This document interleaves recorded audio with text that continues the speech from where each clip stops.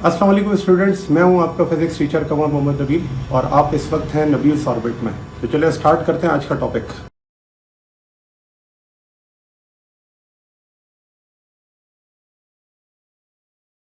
तो चलिए इसको यहाँ से स्टार्ट करते हैं और हम अपना जो केस है वो मैस स्प्रिंग सिस्टम को लेके चलते हैं। हमारा जो सिस्टम है वो है मैस स्प्रिंग सिस्टम। तो मैस स्प्रिंग सिस्टम में मेरे पास एक स्प्रिंग है और उस स्प्रिंग के साथ एक मैस अटैच है। जिस पॉइंट पर ये है इसको हम कह देते हैं इसकी मीन पोजीशन, और इस मीन पोजीशन पर इसका डिस्प्लेसमेंट जीरो है। और क्योंकि अभी हम बहुत सारी चीजें पढ़कर आ गए तो हम ये लिख सकते हैं कि इस पोजीशन पे इसका डिस्प्लेसमेंट जीरो है, एक्सेलरेशन जीरो है, वेलोसिटी मैक्सिमम है। और क्योंकि वेलोसिटी मैक्सिमम है तो यहां पर काइनेटिक एनर्जी भी क्या होगी, मैक्सिमम। और क्योंकि यहाँ पर डिस्प्लेसमेंट जीरो है तो यहाँ पर पोटेंशियल एनर्जी क्या होगी, जीरो होगी। ठीक है। फिर जब आप इसको फोर्स अप्लाई कर कर और एक्सट्रीम पोजीशन पे ले जाते हैं तो इस एक्सट्रीम पोजीशन पे पहुंचकर इसका डिस्प्लेसमेंट मैक्सिमम हो जाता है, जिसे हम एम्पलीट्यूड कहते हैं। इस पोजीशन को हम एक्सट्रीम पोजीशन भी कहते हैं, इसको हम रेस्टिंग पोजीशन भी कहते हैं। यहां पर इसका एक्सेलरेशन क्या हो जाता है, मैक्सिमम। यहां पर इसकी वेलोसिटी क्या हो जाती है, जीरो। यहां पर क्योंकि वेलोसिटी जीरो है तो काइनेटिक एनर्जी भी क्या हो जाती है, जीरो। और यहां पर इसकी पोटेंशियल एनर्जी मैक्सिमम हो जाती है क्योंकि इसका पोजीशन का जो चेंज है वो मैक्सिमम होता है। जब डिस्प्लेसमेंट मैक्सिमम है तो पोटेंशियल एनर्जी भी क्या है, मैक्सिमम। अब आप देखें कि जब मैं यहां पर टोटल एनर्जी निकालूंगा तो वो टोटल एनर्जी काइनेटिक और पोटेंशियल को ऐड करके निकाली जाएगी। तो अगर मैं मैक्सिमम के कह लूं कि ये मैक्सिमम 10 जूल्स है तो 10 प्लस जीरो आंसर क्या आएगा, 10। तो टोटल एनर्जी यहां पर क्या हो गई, 10। इसी तरह जब आप एक्सट्रीम पर गए तो अगेन टोटल एनर्जी का सम किसके बराबर है, काइनेटिक प्लस पोटेंशियल के। तो यहां पर आपके पास जो काइनेटिक एनर्जी है वो तो जीरो है लेकिन पोटेंशियल एनर्जी मैक्सिमम है, उसे अगर मैं 10 जूल्स कह लूं तो टोटल एनर्जी किसके बराबर हो जाएगी, 10 जूल्स के। अब अगर आप देखें तो यहां से दो पॉइंट्स का तो आपको नजर आ गया कि मीन पर और एक्सट्रीम पर टोटल एनर्जी क्या होती है, सेम। इस बात से ये पता चलता है कि एनर्जी जो है वो कंजर्व्ड है। लेकिन अगर हमें इसके सेंटर में भी इस जगह पे एनर्जी फाइंड आउट करनी हो तो अब क्या होगा, तो आप जानते हैं कि यहाँ पर ना तो काइनेटिक एनर्जी जीरो है और ना पोटेंशियल एनर्जी। तो अब हमें क्या करना पड़ेगा, इस काइनेटिक और पोटेंशियल को भी यहाँ पे फाइंड आउट करना पड़ेगा। और फिर जब हम सम करें तो आंसर आना क्या चाहिए, यहाँ पर भी आंसर इन दोनों का सम क्या आना चाहिए, 10 जूल। अगर 10 जूल आ रहा है तो हम कहेंगे कि एनर्जी क्या है, कंजर्व्ड। और यही बात हमने क्या करनी है, प्रूफ करनी है। तो स्टार्ट करते हैं इसका मैथमेटिकल रिप्रेजेंटेशन। मैथमेटिकल रिप्रेजेंटेशन में देखें, जब बॉडी मीन पोजीशन पर है तो उस मीन पोजीशन पर इसकी फोर्स क्या है, जीरो। ठीक है ना, क्योंकि यहां पर कोई रिस्टोरिंग फोर्स ही मौजूद नहीं है। आपने फोर्स अप्लाई की और इस फोर्स को अप्लाई करने के बाद जब आप एक्सट्रीम पर गए तो एक्सट्रीम पे जाने के बाद इसकी जो रिस्टोरिंग फोर्स है वो क्या हो गई, मैक्सिमम। ठीक है ना। तो उसे मैं कह दूंगा कि यहां पर आपके पास जो फोर्स है वो नॉन जीरो है। ठीक है। अब क्योंकि फोर्स जीरो से मैक्सिमम हो रही है तो हम ये नहीं कह सकते कि ये फोर्स कांस्टेंट है। क्या मैं ये कह सकता हूं कि इस मैस को मैं एक ही फोर्स के साथ एक्सट्रीम पे लेके जा सकता हूं, तो आंसर है नो।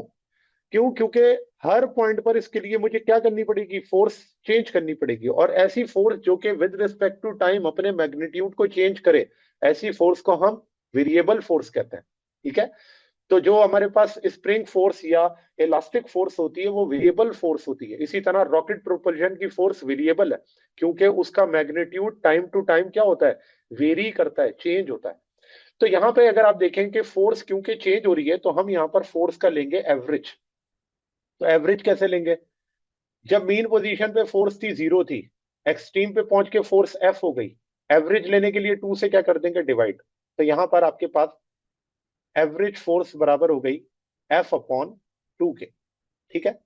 अच्छा, अब यहां पर जो एफ होता है, हुक्स लॉ किसके बराबर होता है, के एक्स के। तो मैं अगर यहां पर लिखूं के एक्स तो एफ एवरेज का फार्मूला हो जाएगा के एक्स डिवाइडेड बाय टू के। ठीक है ना।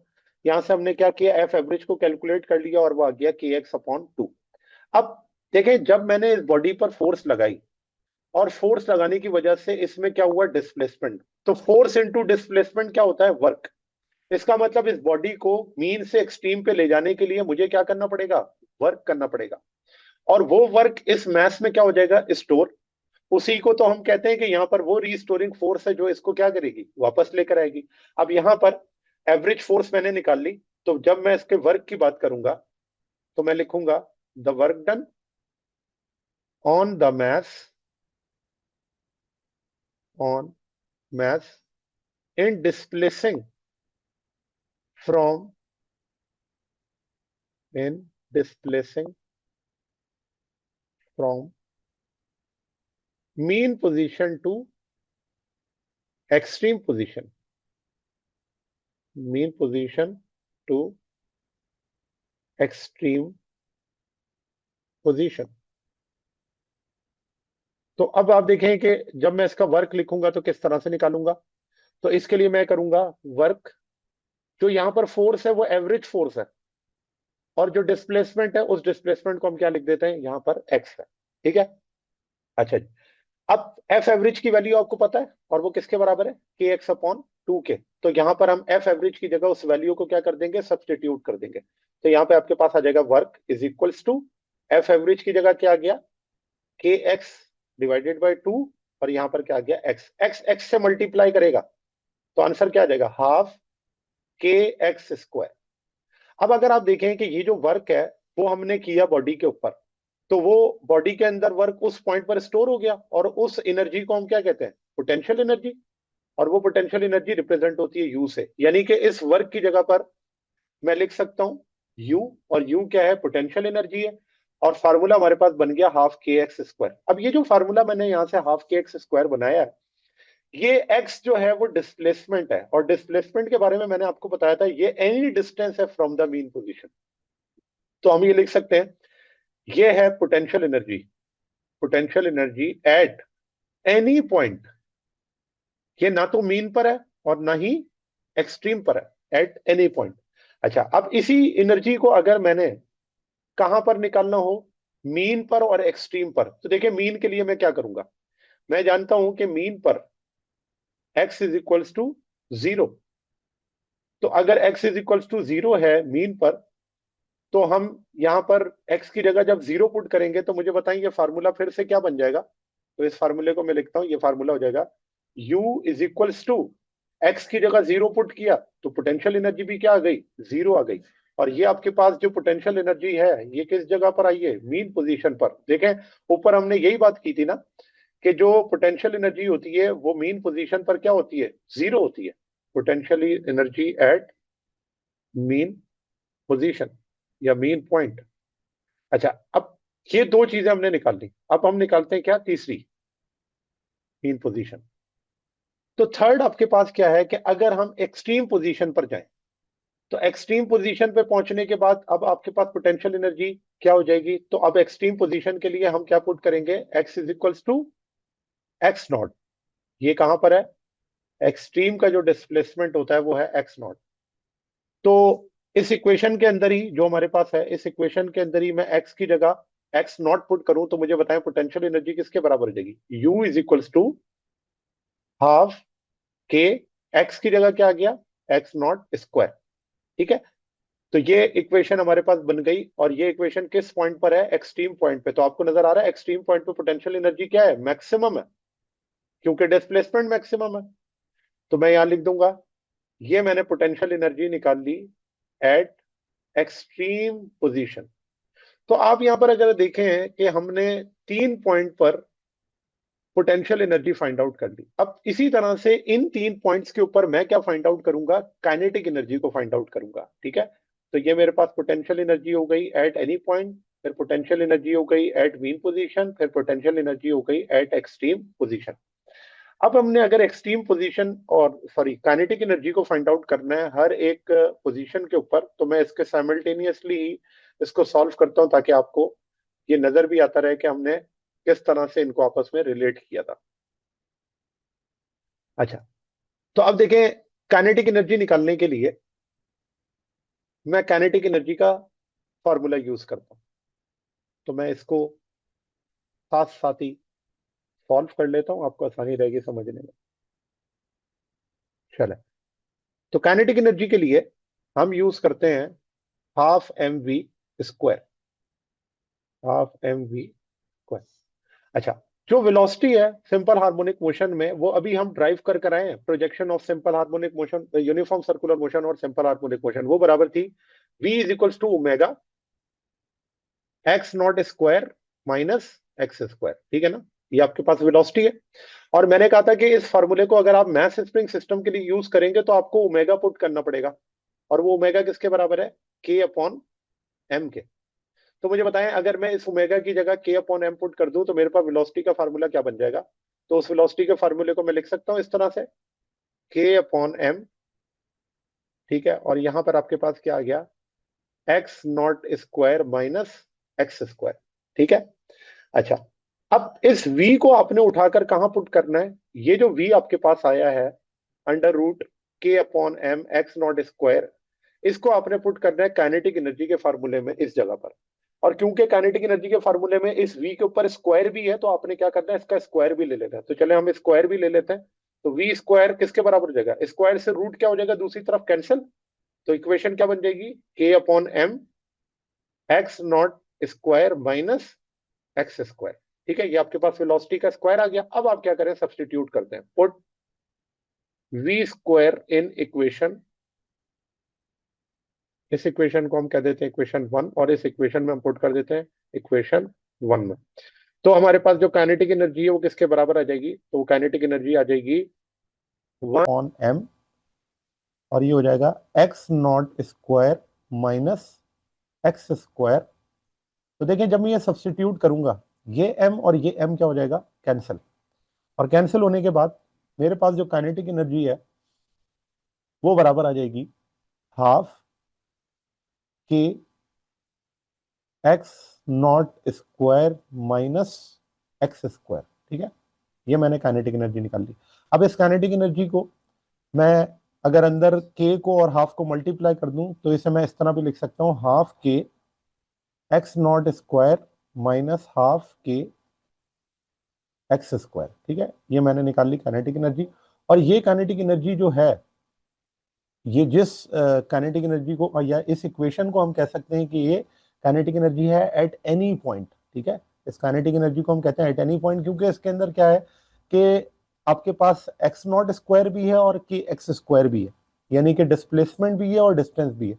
तो दोनों को जब हम सब्ट्रैक्ट करेंगे तो हमें कोई बीच की पोजीशन मिल जाएगी ना, तो इसलिए हम कह देते हैं कि अब वो पोजीशन कौन सी हमें पता नहीं है, इसलिए हम कह देते हैं कि किसी भी पॉइंट पर जो काइनेटिक एनर्जी होगी वो इस फार्मूले से कैलकुलेट हो सकती है। तो एट एनी पॉइंट तो हमने निकाल ली। अब हमें क्या निकालनी है, दो पॉइंट्स पे और निकालनी है, एक मीन पोजीशन पे और एक एक्सट्रीम पोजीशन पे। तो मैं बिल्कुल इसी तरह से करता हूं कि इस पॉइंट को मैं कह देता हूं कि ये है at any point, at any point. ठीक है, तो यहां पर हम लिख देते हैं kinetic energy at any point. चले, अब अगर मीन पोजीशन पर हमने इसको फाइंड आउट करना है तो इसी इक्वेशन को मैं आगे लेके चलूंगा और मीन पोजीशन की कंडीशन पुट करूंगा। तो मीन पोजीशन की जो कंडीशन है वो क्या थी कि मीन पोजीशन पर जो डिस्प्लेसमेंट होता है वो क्या होता है, जीरो। तो अगर x की वैल्यू जीरो मैं पुट करूंगा अबव इक्वेशन में, तो मुझे बताएं काइनेटिक एनर्जी क्या हो जाएगी। Kinetic energy is equals to half के एक्स नॉट स्क्वायर। ठीक हो गया ना, क्योंकि ये वाला x क्या हो गया, ये तो जीरो हो गया। ये जीरो हो गया तो इसका मतलब ये खत्म।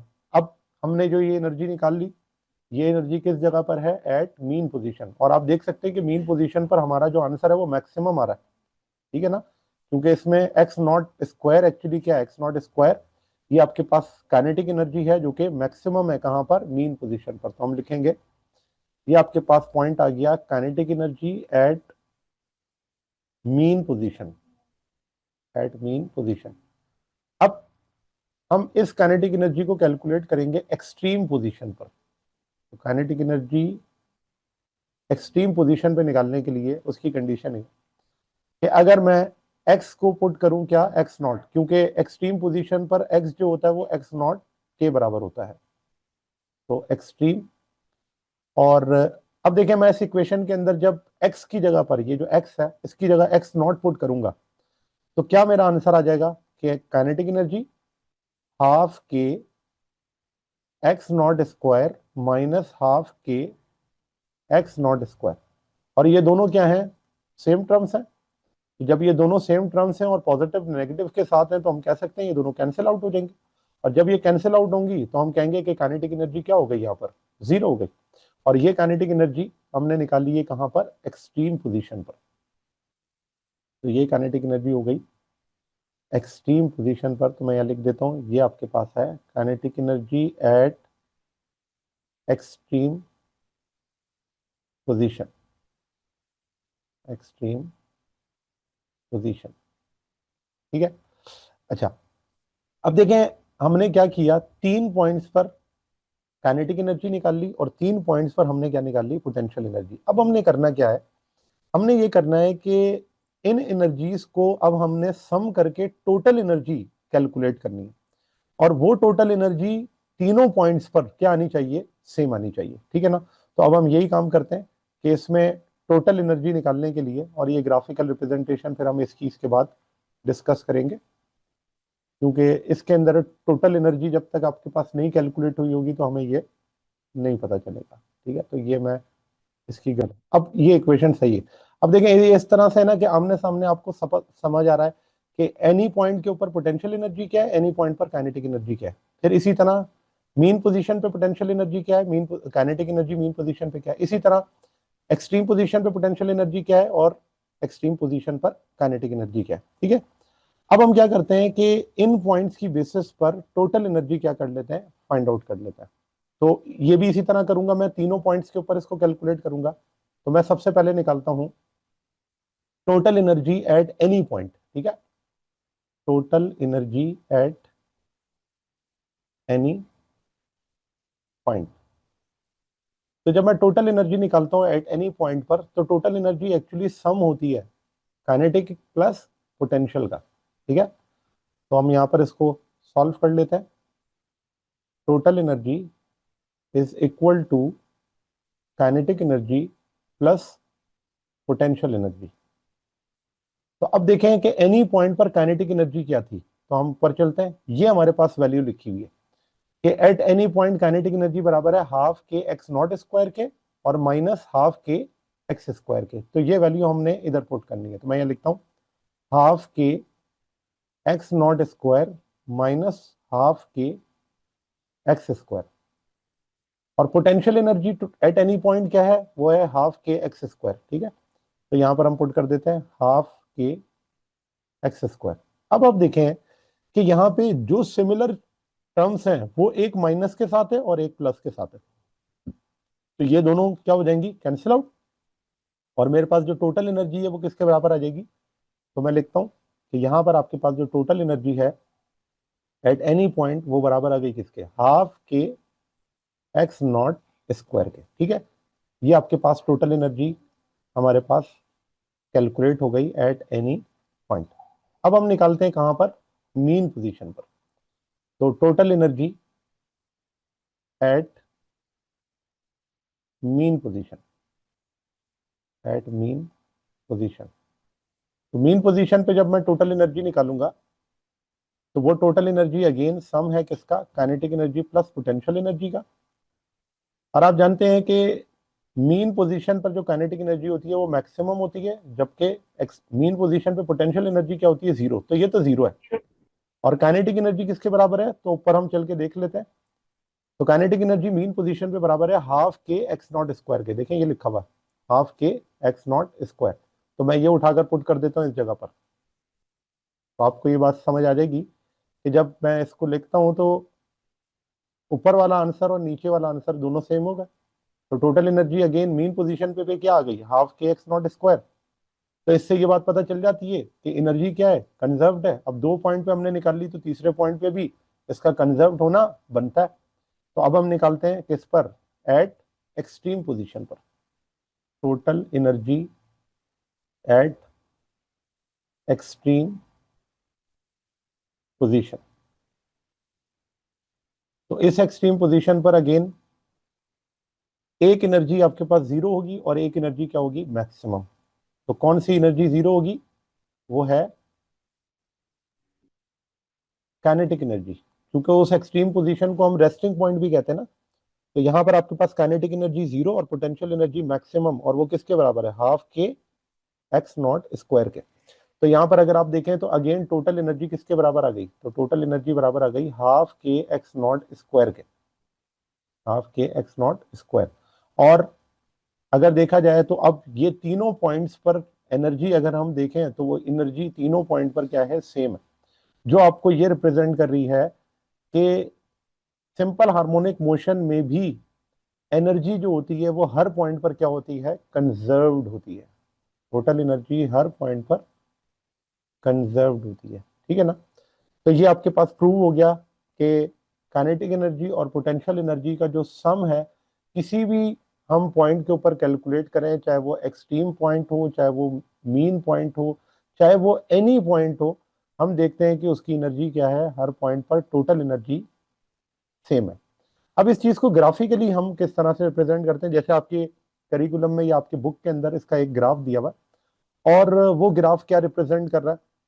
तो अब हम इस चीज को इस जो है वो पढ़ लेते हैं। तो देखें इसके अंदर ये जो मैंने ग्राफ बनाया हुआ ना, इस ग्राफ में मैंने डिफरेंट कलर की लाइंस बनाई हुई हैं, और कौन सी लाइन क्या रिप्रेजेंट कर रही है इस चीज को हम यहाँ पे शो करते हैं। और मैं इस डायग्राम को थोड़ा बड़ा कर लेता हूँ ताकि समझने में हमारे लिए आसानी रहे। तो ये मेरे पास है ग्राफ, इसको मैं थोड़ा सा इनहेंस कर लेता हूँ। ये आपके पास हो गया। अच्छा, अब इस ग्राफ में अगर आप देखें तो तीन कलर्स की लाइन है, ग्रीन, एक रेड, और एक हम इसको क्या पर्पल कहेंगे, ये चले ब्लू कह लेते हैं, सही है ना। तो ये आपके पास है रेड कलर। ये जो रेड कलर की लाइन है ना, ये रिप्रेजेंट कर रही है किसको, टोटल एनर्जी को। ये जो ग्रीन कलर की लाइन है, ये रिप्रेजेंट कर रही है यहां पर काइनेटिक एनर्जी को। और जो ब्लू कलर की लाइन है, वो यहाँ रिप्रेजेंट कर रही है पोटेंशियल एनर्जी को, ठीक है। अच्छा, अब ये लाइंस मैंने जो ड्रॉ की हैं, तो मैं आपको एक्सप्लेन करता हूं कि इन पॉइंट्स को हम किस तरह से कह रहे हैं कि ये kinetic energy, potential energy, total energy. ये तो अब आपको ये बात समझ आ जाएगी। देखो, सबसे पहले जो हमारे पास मैस स्प्रिंग सिस्टम होता है, उस मैस स्प्रिंग सिस्टम के अंदर तीन पॉइंट्स होते हैं ना। एक पॉइंट होता है मीन पॉइंट, एक होता है एक्सट्रीम पॉइंट, यानी कि दो एक्सट्रीम पॉइंट होते हैं, और एक क्या होता है, मीन पॉइंट। तो मैं अगर एक मैस स्प्रिंग सिस्टम ले लूं, तो उस मैस स्प्रिंग सिस्टम में यहाँ पर आपके पास अगर मैस है, तो इसे हम क्या कहते हैं, मीन पोजीशन। तो एक्स इज इक्वल्स टू क्या है, जीरो। अगर मैस यहाँ पर आ गया, तो ये मैस किस पॉइंट पर है, एक्सट्रीम पर। और इसी तरह मैस को अगर मैं कंप्रेस कर दूंगा, तो कंप्रेस करने के बाद ये दूसरा एक्सट्रीम हो गया, इसे भी क्या कहते हैं, x is equals to x not, ठीक हो गया ना। तो ये जो लाइंस आपको नजर आ रही है, इन लाइंस में ये डिस्प्लेसमेंट है जीरो, और इस डिस्प्लेसमेंट पर पोजीशन क्या है, मीन पोजीशन। ये डिस्प्लेसमेंट है मैक्सिमम, और इस मैक्सिमम पोजीशन को हम एक्सट्रीम पोजीशन कहते हैं। ये आपके पास एक्सट्रीम है। और इसी तरह x is equals to x not, और ये भी आपके पास क्या है, सेकेंड एक्सट्रीम है, ठीक है। ये जो आपको ब्लैक कलर की लाइन नजर आ रही है, ये रिप्रेजेंट कर रही है किसको, एनर्जी को। कि जब आपके पास सेंटर लाइन है वो क्या शो कर रही है, और वर्टिकल लाइन जो है वो रिप्रेजेंट कर रही है किसको, एनर्जी को, ठीक है। कब एनर्जी ज्यादा होगी और कब एनर्जी कम होगी। तो अब यहां पर देखें कि जब हम ये बात रिप्रेजेंट कर रहे होते हैं, तो इसमें मीन पोजीशन पर हमें जो चीजें पता है उसको जरा हम यहाँ पर सॉल्व कर लेते हैं। कि मीन पोजीशन पर जो काइनेटिक एनर्जी होती है वो जीरो होती है, ठीक है। मीन पोजीशन पे काइनेटिक एनर्जी क्या होती है, मैक्सिमम होती है। तो अगर आप देखें तो ये रिप्रेजेंटेशन कुछ इस तरह से है कि ग्रीन लाइन, मेरे ख्याल में मैंने आप पोटेंशियल एनर्जी को रिप्रेजेंट किया हुआ है यहाँ पे। ग्रीन लाइन ये है पोटेंशियल एनर्जी, और जो ब्लू लाइन है वो है काइनेटिक एनर्जी, ठीक है। अच्छा, अब जरा अगर आप देखें कि ग्रीन लाइन मीन पोजीशन पर कहां पर मौजूद है, डाउनवर्ड। और अगर ये डाउनवर्ड मौजूद है, तो आप जानते हैं कि इस पॉइंट पर आपके पास जो पोटेंशियल एनर्जी की वैल्यू है वो क्या है, जीरो, ठीक है। जबकि जो ब्लू लाइन है, वो ब्लू लाइन कहां पर है, मैक्सिमम पर। और मैक्सिमम पे है, तो इसका मतलब काइनेटिक एनर्जी इस पॉइंट पे क्या है, मैक्सिमम कर रही है। तो पर्पल वाली लाइन मीन पोजीशन पर कहां पर है, हाईएस्ट पॉइंट पर है, इसका मतलब एनर्जी मीन पोजीशन पर कौन सी मैक्सिमम है? काइनेटिक एनर्जी मैक्सिमम है और पोटेंशियल एनर्जी जीरो है। ठीक हो गया। अब आ जाए एक्सट्रीम पर। एक्सट्रीम पे कौन सी एनर्जी जीरो हो जाती है? Kinetic energy. तो मुझे बताइए, ये जो पर्पल वाली लाइन है, वो पर्पल वाली लाइन जीरो पर आ गई ना? ये देखें, काइनेटिक एनर्जी यस करके जीरो पर आ गई। और पोटेंशियल एनर्जी कहां पहुंच गई? मैक्सिमम। मैक्सिमम। तो आप देख सकते हैं यहां पर ग्रीन लाइन कहां पे पहुंच गई है? मैक्सिमम पे। इसका मतलब इस पॉइंट पर पोटेंशियल एनर्जी आपकी क्या है? मैक्सिमम। इसी तरह दूसरे एक्सट्रीम पे आ जाए तो यहां पर भी तो यही हुआ है कि पर्पल वाली लाइन जो है काइनेटिक एनर्जी की, वो जीरो पर आ गई और पोटेंशियल एनर्जी की जो लाइन है वो कहां चली गई? मैक्सिमम पे चली गई। ठीक है, ये आपके पास पोटेंशियल एनर्जी हो गई जो कि मैक्सिमम पे। अब जरा अगर आप ये देखें कि तीनों पॉइंट्स पर जब हम इन दोनों का सम लेते हैं तो जाहिर सी बात है उन दोनों का सम किसी भी पॉइंट पे हम निकालेंगे वो क्या आएगा? सेम आएगा। तो मैं अगर एक्सट्रीम पे टोटल एनर्जी की बात करूं तो वो टोटल एनर्जी क्या आ रही है? मैक्सिमम। क्यों? क्योंकि वो सम है काइनेटिक और पोटेंशियल का। मीन पोजीशन पे टोटल एनर्जी निकालूं तो वो भी क्या है? मैक्सिमम, क्योंकि वो सम है काइनेटिक पोटेंशियल का। और इसी तरह दूसरे एक्सट्रीम पे जब मैं टोटल एनर्जी निकालूं तो वो भी क्या है? मैक्सिमम, क्योंकि वो सम है काइनेटिक और पोटेंशियल का। तो आप देखें कि जो रेड वाली लाइन है वो कांस्टेंट है और वो ये शो कर रही है कि तीनों पॉइंट्स पर उसका आंसर क्या रहेगा? Remains unchanged. उसमें कोई चेंज नहीं आ रहा। जो चेंज आ रहा है वो किसके अंदर आ रहा है? जो हमारी ग्रीन लाइन और पर्पल लाइन है। ठीक है ना? अब ये तो पॉइंट्स हो गए जहां पर मैंने आपको बताया कि कब काइनेटिक एनर्जी मैक्सिमम है और कब काइनेटिक पोटेंशियल एनर्जी मैक्सिमम है। ठीक है ना? और टोटल एनर्जी भी मैंने बता दी आपको कि टोटल एनर्जी जो है वो कांस्टेंट है, उसके अंदर कोई चेंज नहीं आ रहा। अब मुझे आप क्या ये बता सकती हैं कि इस ग्राफ के अंदर कौन से वो पॉइंट्स हैं दो जहां पर काइनेटिक और पोटेंशियल एनर्जी सेम है? सर, ये एक्सट्रीम और मीन के दरमियान और जी दूसरी बिल्कुल। तरफ भी एक्सट्रीम के ये दरमियान। पॉइंट है ए और ये पॉइंट है बी। इन दो पॉइंट्स पर अगर देखें तो ग्रीन और पर्पल लाइन दोनों क्या है? सेम डिस्टेंस पर है। तो इसका मतलब इस पॉइंट पर काइनेटिक एनर्जी और पोटेंशियल एनर्जी क्या है? इक्वल है। इसी तरह बी पॉइंट पर भी काइनेटिक एनर्जी और पोटेंशियल एनर्जी क्या है? इक्वल है। इक्वल। ठीक है? क्योंकि देखा जाए तो इस वक्त हो ये रहा है कि काइनेटिक एनर्जी जब एक्सट्रीम से मीन की तरफ आ रही होती है तो काइनेटिक एनर्जी बढ़ रही होती है। ठीक है ना? और पोटेंशियल एनर्जी क्या हो रही होती है? कम हो रही होती है। तो अगर आप देखें तो यहां पर यही शो हो रहा है कि जब हम देख रहे हैं कि पर्पल लाइन को, वो पर्पल पर्पल लाइन ये शो कर रही है कि जब एक्सट्रीम से मीन की तरफ जा रहे हैं तो काइनेटिक एनर्जी इंक्रीज हो रही है और ग्रीन वाली लाइन एक्सट्रीम से मीन की तरफ आते हुए क्या हो रही है? डिक्रीज हो रही है। तो कोई ना कोई ऐसा पॉइंट तो होगा ना जिस पॉइंट पर ये दोनों क्या हो जाएंगे? इक्वल हो जाएंगे। कितना लॉस कितना गेन, वो दोनों क्या हो जाएंगे? सेम। तो हम ये कहेंगे कि ये वो पॉइंट है जहां पर काइनेटिक एनर्जी और पोटेंशियल एनर्जी इक्वल है। ठीक है? और बाकी जगहों पर, और जाहिर सी बात है इन दोनों को जब हम सम करेंगे तो टोटल एनर्जी यहां पर भी क्या आएगी? वो सेम आएगी। ठीक है? अच्छा, अब यहाँ पे एक और पॉइंट ये है कि अगर आप इन कर्व्स को देखें तो आपने जैसे फर्स्ट ईयर के अंदर प्रोजेक्टाइल मोशन पढ़ा होगा, तो प्रोजेक्टाइल मोशन का जो पाथ होता है उस पाथ को हम कहते हैं कि वो ट्रेजेक्ट्री। पैराबोला है। हाँ, उसकी जो ट्रेजेक्ट्री होती है उस ट्रेजेक्ट्री को हम क्या नाम देते हैं? वो पैराबोला होता था ना, उसे पैराबोला यस। पैराबोलिक पाथ कहते थे। ठीक है ना? तो यहां पर अगर आप देखें तो जो पोटेंशियल एनर्जी और काइनेटिक एनर्जी के जो कर्व्स हैं वो क्या शो कर रहे हैं? ये पैराबोला है। और जबकि टोटल एनर्जी का जो अगर हम लाइन देखें तो वो स्ट्रेट है। टोटल एनर्जी की जो लाइन है यहां पर वो क्या है? स्ट्रेट है, स्ट्रेट लाइन। और जबकि जो हमारे पास पोटेंशियल एनर्जी और काइनेटिक एनर्जी है वो दोनों क्या है? पैराबोला। क्योंकि पैराबोलिक कर्व क्या होते हैं? वो इसी तरह से रिप्रेजेंट किए जाते हैं या बनाए जाते हैं। ठीक है ना? तो एक पॉइंट इसके अंदर ये हो गया। दूसरी बात कि हमने कहा कि पोटेंशियल एनर्जी और काइनेटिक एनर्जी दो पॉइंट्स पे क्या है? सेम है।